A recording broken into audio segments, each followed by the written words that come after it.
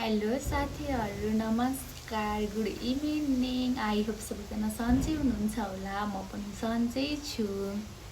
आज चाहिँ तपाईँहरूलाई म के भन्न आएको भने साथीहरू, सपोर्टेड अनि एक्टिभ साथीहरू चाहिँ ले चाहिँ यो मेरो भिडियो चाहिँ पुरा वाच गर्नु है साथीहरू। म चाहिँ के भन्न आएको भने कतिजना मेरो कतिजना साथीहरूले चाहिँ मलाई इनबक्स गरिरहनु भएको छ कि म्याम तपाईँको फेसबुक मोनिटाइज भइसक्यो हो भनेर भन्नुहुन्छ। हो, अभियसली मेरो फेसबुक चाहिँ मोनिटाइज भइसकेको छ।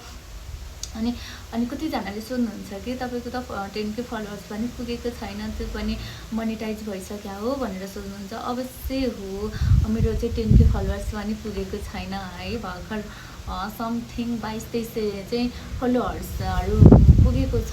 सो र पनि मेरो चाहिँ फेसबुक मोनिटाइज भइसकेको छ। तपाईँहरू चाहिँ 10K फलोवर्स नै पुर्याउनुपर्छ फेसबुक मोनिटाइज गर्नको लागि भन्ने सोचमा हुनुहुन्छ भने त्यो सोचमा चाहिँ बिल्कुलै नबस्नुहोस् है साथीहरू। म चाहिँ के भन्छु भने मेरो एक्सपिरियन्स अनुसार चाहिँ म तपाईँहरूलाई भन्न गइरहेको छु साथीहरू। फेसबुकले चाहिँ मोनिटाइज हुनको लागि चाहिँ न्यू आइडीहरू बनाएको, फेसबुक न्यू आइडी जसले बनाएको हुनुहुन्छ नि उहाँहरूको लागि चाहिँ 10K फलोवर्स नै माग्ने गर्छ। तर म चाहिँ के भन्छु भने जो तपाईँहरूले चाहिँ पुरानो आइडीहरू नै चलाउनु भएको छ, धेरै वर्ष अगाडिदेखि नै फेसबुकको पुरानो आइडीहरू चलाउनु भएको छ भने तपाईँको फेसबुक पनि मोनिटाइज अवश्य हुन्छ। तर फेसबुकले चाहिँ के खोज्दो रहेछ भन्दाखेरि चाहिँ मेरो एक्सपिरियन्स अनुसार तपाईँहरूले चाहिँ फेसबुकमा कतिको एक्टिभ हुनुहुन्छ होइन, एक्टिभ हुनको लागि चाहिँ के गर्नुपर्छ भनेर कति धेरैजना दिदीबहिनीहरूले सोध्ने गर्नुहुन्छ। एक्टिभ हुनको लागि चाहिँ हामीले स्टोरीमा दिनमा 7वटा 8वटा पनि फोटोहरू चाहिँ हाल्न सक्छौँ। त्यसै गरी रिल्समा हाल्न सक्छौँ, रिल्स भिडियोहरू बनाएर हाल्न सक्छौँ होइन। त्यसै गरी तपाईँहरूले दिनैपछि फोटो, तपाईँहरूसँग नयाँ फोटो छैन, नयाँ ठाउँमा जानुभएको छैन, फोटो क्लिक गर्नुभएको छैन भने पनि तपाईँहरूसँग पुरानोहरू फोटोहरू पनि हुनसक्छ। त्यसलाई चाहिँ दिनमा 3वटा 4वटा फोटोहरू पनि पोस्ट गर्ने गर्नुहोस्। त्यो कारणले गर्दाखेरि चाहिँ फेसबुकले पुरानो आइडीहरूलाई चाहिँ 2000 मेरो चाहिँ समथिङ 2000 पुग्ने बित्तिकै मेरो चाहिँ फेसबुक मोनिटाइज भएको हो होइन। मोनिटाइज भएर पनि अलिअलि इन्कम भइरहेको छ। सो मैले इन्कम चाहिँ मैले निकालेको छैन, अहिले निकाल्ने पैसा चाहिँ पुगिरहेको छैन, अलिअलि चाहिँ आइराखेको छ। फेसबुकले भ्युज अनुसार दिइरहेको छ होइन, धेरै होस् थोरै होस् दिइरहेको छ। त्यसको लागि पनि म अझै एक्टिभ हुने तरिकाले नै मैले भिडियोहरू बनाइराखेको छु। तपाईँहरू पनि कतिजना दिदीबहिनीहरूले भन्नुहुन्छ कि मलाई त क्यामेराको अगाडि, मोबाइलको अगाडि बोल्नलाई एकदमै लाज लाग्छ, कसरी बनाउने होला भन्नुहुन्छ। त्यो लाज मार्नु हुँदैन होइन। मान्छेले के भन्छन् भन्ने सोच पनि राख्ने होइन, मान्छेले हेर्छन् भन्ने सोच पनि राख्ने होइन। मैले बनाएको भिडियोहरू चाहिँ मान्छेले हेर्नुपर्छ, हेर्नुहोस्, राम्रो कमेन्टहरू छोड्नुहोस् भन्ने सोचले चाहिँ हामी अगाडि बढ्नुपर्छ होइन। त्यो हुनाले चाहिँ तपाईँहरू यदि पुरानो आइडीको फेसबुक हुनुहुन्छ, फेसबुक चलाउने हुनुहुन्छ भने दिदीबहिनी अनि दाजुभाइहरू, तपाईँहरूको पनि अभियसली फेसबुक चाहिँ मोनिटाइज हुन्छ। त्यसको लागि चाहिँ तपाईँहरू एकदमै एक्टिभ हुनु पर्यो।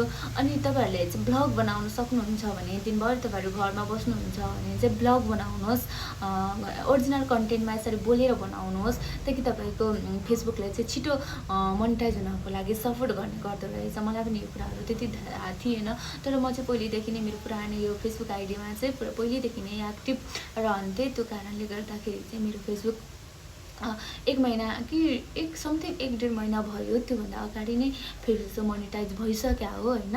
सो त्यो कारणले गर्दाखेरि चाहिँ तपाईँहरू पनि एक्टिभ हुनुहोस्। अनि अब ब्लग कसरी बनाउने भन्ने सोच्नुहुन्छ भने केही छैन, तपाईँहरूसँग एउटा फोन त अवश्य पनि हुन्छ होइन। त्यो फोनले चाहिँ के गर्नुहोस् भने तपाईँहरू चाहिँ बिहानदेखि बेलुकासम्म के काम गर्नुहुन्छ, छोटो क्लिपहरू लिनुहोस्, त्यो क्लिपहरूलाई जोइन्ट गर्नुहोस्। अहिले त थाहा छ नि तपाईँहरूलाई, क्यापकटहरू हुन्छ, त्यहाँ जानुहोस् अनि क्लिपलाई जोइन्ट गर्नुहोस्। अनि भोइस आफ्नो भोइसलाई चाहिँ कभर गर्नुहोस्, बोल्नुहोस् त्यहाँनिर।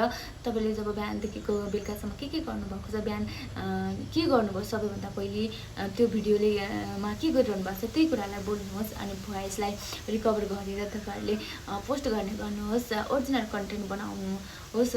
सो त्यो हुनाले चाहिँ तपाईँको भिडियो चाहिँ फेसबुकले एकदमै मन पराउने एक्टिभ राख्छ होइन। सो म चाहिँ त्यही भन्न आएको तपाईँहरूलाई कोही पनि लाज नमान्नु होला भिडियो बनाउनको लागि। त्यस्तो एक दुईचोटि तपाईँहरू क्यामेराको अगाडि बोलेपछि अवश्य आफै आइहाल्छ होइन। मलाई पनि त्यस्तै थियो, मलाई पनि लाज लाग्थ्यो मान्छेले के भन्लान् कि भन्ने थियो होइन। सो अहिले चाहिँ मलाई त्यो हटिसकेको छ। मान्छेले के भन्लान् भन्दा पनि मान्छेले ओहो हेरेर आहा भन्ने होस् भन्ने खालको सोच राख्नुपर्छ होइन। सो तपाईँहरू पनि एकदम फेसबुकमा एक्टिभ रहनुहोला। केही बुझ्नु भएको छैन भने मलाई कमेन्ट गर्नुहोला होइन।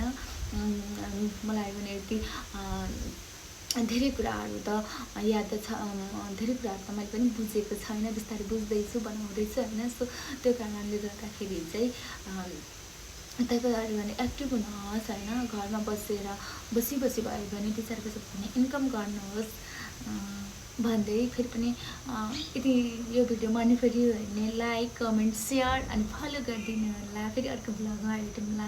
बाई बाई साथीहरू।